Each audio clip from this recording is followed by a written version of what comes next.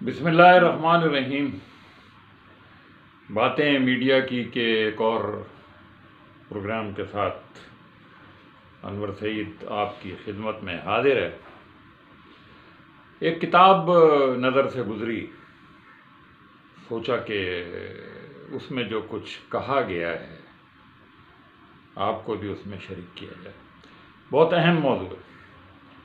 پاکستان میں اور ہندوستان میں بھی اور بنگلہ دیش میں بھی ہزاروں لاکھوں بلکہ لوگ بزوم خود نیک کام کرتے ہیں۔ ہر سال ہزاروں لاکھوں افراد حج اور عمرے پر جاتے ہیں۔ بے شمار لوگ غریبوں کو کھانے کھلاتے ہیں، زکوٰۃ دیتے ہیں، غریبوں کی مدد کرتے ہیں۔ جگہ جگہ فلاحی ادارے کھلے ہوئے ہیں، بعض جگہ تینوں وقت کا کھانا غریبوں کو فراہم کیا جاتا ہے۔ بڑے بڑے مدارس ہزاروں کی تعداد میں قائم ہیں۔ ان کے علاوہ ناظرہ اور تجوید اور حفظ کے لیے بھی ادارے کھلے ہوئے ہیں۔ بے شمار سیاسی اور دینی جماعتیں کام کر رہی ہیں۔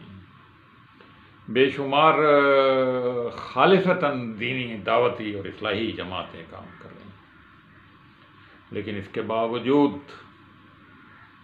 بے حیائی پھیل رہی ہے، فحاشی پھیل رہی ہے، ظلم بڑھ رہا ہے، ناانصافی میں اضافہ ہو رہا ہے۔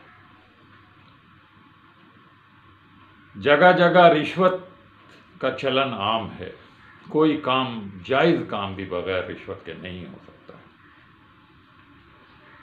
لوٹ مار ہے، ڈکیتیاں ہیں، چوری ہے، زمینوں پہ قبضے ہیں، اور غریبوں کی زندگی اور زیادہ غربت میں بسر ہو رہی ہے۔ امیر مزید امیر ہو رہے ہیں۔ یہ کتاب جو میری نظر سے گزری، اس میں ان سارے سوالات کو زیر بحث لایا گیا ہے، اور انہوں نے، مصنف نے اپنی دانش میں حل بھی پیش کیا ہے۔ یہ الگ بات ہے کہ آپ کہیں کہ وہ حل تو آلریڈی آزمایا گیا ہے، آج کل آزمایا جا رہا ہے، بہت ساری دینی اور سیاسی جماعتیں اس پہ کام کر رہی ہیں، اور جو کچھ آپ نے بیان کیا ہے حل، وہ تو پہلے ہی آزمایا جا رہا ہے۔ بہرحال سوچنے کی بات ہے کہ ہمارے ہاں جو اسلامی قوتیں ہیں، جو دینی قوتیں ہیں، وہ غیر مؤثر کیوں ہیں؟ وہ اس ملک کا نظام بدلنے میں کیوں کامیاب نہیں؟ یہاں انصاف کا بول بالا کرنے والا نظام کیوں نہیں قائم کر پا رہی؟ اس کتاب کا نام ہے دینی قوتیں غیر مؤثر اور ناکام کیوں؟ اس کے مصنف ڈاکٹر محمد امین ہیں، لاہور سے ان کا تعلق ہے، اور حصوں میں اور صوبوں میں پاکستان کے شاید اتنے معروف نہیں ہیں، لیکن اس میں ان کا قصور نہیں ہے۔ یہ تو ان علاقوں کے رہنے والوں اور ان کا اس میں اگر کچھ حصہ ہو سکتا ہے تو ہو سکتا ہے۔ بے شمار کتابیں لکھی ہیں، کسی یونیورسٹی اور کالج میں پڑھاتے بھی رہے ہیں اور شاید ابھی بھی پڑھاتے ہیں، پروفیسر ہیں، محقق ہیں۔ تعلیم ان کا خصوصی شعبہ ہے، اور اس شعبے میں انہوں نے بے شمار کتابیں لکھی ہیں۔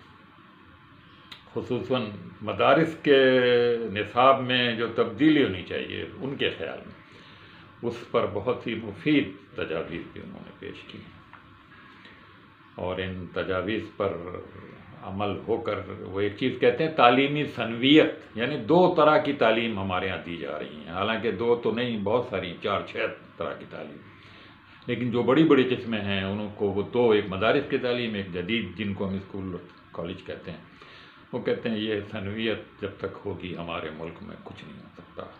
ایک نظام تعلیم ہونا چاہیے، صرف ایک، سب کے بچے اس میں پڑھیں، اور سب وہ تعلیم، مدرسوں میں بھی جدید تعلیم پڑھائی جائے، اور جدید تعلیم میں دینی تعلیم، یعنی وہ کتابیں جو مدرسوں میں پڑھائی جاتی ہیں وہ وہاں بھی، یہ ان کا ایک خیال ہے، آئیڈیا ہے۔ بہرحال آج ان کی کتاب پہ بات کرتے ہیں، اور ان کی کتاب ہے یہی جو جیسے میں نے آپ کو جس کا نام بتایا کہ دینی قوتیں غیر مؤثر اور ناکام کیوں ہیں پاکستان میں. یہ غور طلب ہے.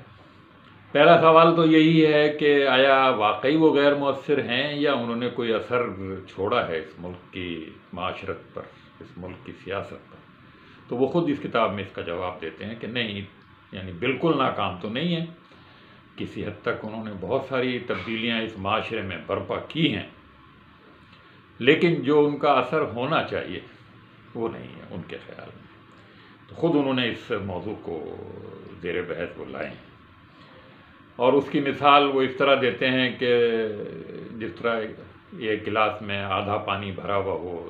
کچھ لوگ کہیں گے کہ یہ تو آدھا پانی موجود ہے، گلاس میں پانی ہے، اور کچھ لوگ کہیں گے نہیں آدھا گلاس خالی ہے. تو وہ بھی اس کتاب میں انہوں نے اسی نقطۂ نظر سے کہ دینی قوتوں نے جو کام کیا ہے وہ قابل تعریف ہے، قابل ستائش ہے، لیکن کیا واقعی وہ مؤثر ہے؟ ان کے مقابلے میں اور قوتوں کا اثر زیادہ نہیں ہے.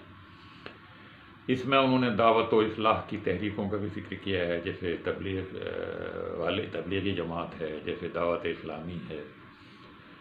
پھر انہوں نے دینی اور سیاسی جماعتوں کا بھی ذکر کیا ہے، جیسے جماعت اسلامی ہے، جیسے تنظیم اسلامی ہے، جیسے تحریک اسلامی ہے، جمعیت علماء اسلام ہے، جمعیت علماء پاکستان ہے. تو ان کا بھی ذکر کیا ہے. تصوف کے حلقوں کا بھی ذکر کیا ہے کہ تصوف نے واقعی ہمارے ملک میں، ہمارے معاشرے میں کوئی مفید کام انجام دیا ہے یا اس وقت وہ نقصان دہ اثرات رونما کر رہا ہے. انہوں نے پاکستان اور بنگلہ دیش اور دیگر مسلم ممالک کے حوالے سے بھی بات کی ہے کہ جہاں پر مسلمان حکمراں ہیں لیکن ان کی حکومت اسلام کے مطابق نہیں چل رہی ہے، کچھ اور اصولوں ملا جلا کچھ اسلامی اصول بھی ہیں لیکن زیادہ تر غیر اسلامی احکامات اور اصولوں کے تحت. تو اس پر بھی انہوں نے بات چیت کی ہے کہ آخر ان حکمرانوں سے دینی و سیاسی اور خالی دعوتی اور اصلاحی جماعتوں کا کیا رویہ ہونا چاہیے ان کے ساتھ. وہ بگاڑ کے اسباب انہوں نے بہت سارے بیان کیے ہیں. خصوصاً انہوں نے کہا ہے کہ ہمارے ہاں سوچنے سمجھنے پر جو جمود طاری ہے، جس میں علماء بھی برابر کے شریک ہیں، جس کو وہ تجمد کہتے ہیں، اور تجمد کے مقابلے میں وہ تجدد کہتے ہیں کہ تجدد بھی ایک چیز، مگر وہ کہتے ہیں ان دونوں میں توازن ہونا چاہیے. ایسا تجدد بھی نہیں جو بالکل بگاڑ کے رکھتے، اور ایسا تجمد بھی یعنی جمود بھی نہیں جیسا کہ ہے ہمارے ہاں. کہتے ہیں اعتدال کی راہ اختیار کی جائے.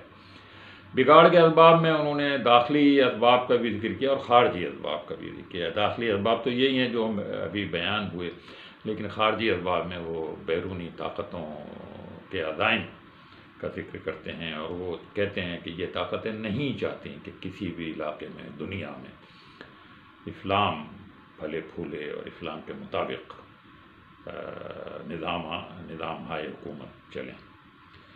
انہوں نے آخر میں ایک جامع اصلاحی تحریک کی ضرورت کو اس سارے معاملے کا حل قرار دیا ہے، لیکن شاید ان کے علم میں بھی ہو کہ ایسی جامع اصلاحی تحریکیں موجود ہیں عالم اسلام میں، پاکستان میں بھی، مصر میں بھی، ترکی میں بھی. تو آیا ایک نئی تحریک جس کا وہ ذہن میں خیال رکھتے ہیں اور چاہتے ہیں، تو کیا اس تحریک کو مزید 50 سال، 100 سال، 200 سال لگ جائیں گے اس سطح تک پہنچنے میں جس سطح تک آج کل کی دینی اور سیاسی جماعتیں، اصلاحی جماعتیں جو اپنے آپ کو کہتی ہیں، آیا انہی کو بہتر کرنے کی ضرورت ہے یا پھر کوئی نئی جامع اسلام؟ بہرحال انہوں نے ایک تعلیم کے شعبے کے لیے تو ایک انہوں نے تحریک بنائی بھی ہے، اور اس تحریک کا نام شاید اصلاحی تحریک ہے، تحریک اصلاح تعلیم ٹرسٹ، یہ ایک انہوں نے بنایا ہوا ہے. وہ سمجھتے ہیں کہ تعلیم کو اگر بدلا جائے تو یہ کام زیادہ سہل ہو. تو یہ کتاب ہے جناب پاکستان کی دینی قوتیں غیر مؤثر اور ناکام کیوں. یہ کتاب پڑھنے سے تعلق رکھتی ہے. یہ کتاب ضرور پڑھنی چاہیے، خاص طور پہ وہ لوگ جو دلے درد مند رکھتے ہیں، جو کچھ بہتری کرنا چاہتے ہیں، جو معاشرے کو بدلنا چاہتے ہیں، تو انہیں یہ کتاب ضرور اپنے مطالعے میں لانی چاہیے۔ محمد سعید کو اجازت دیجیے، اللہ حافظ۔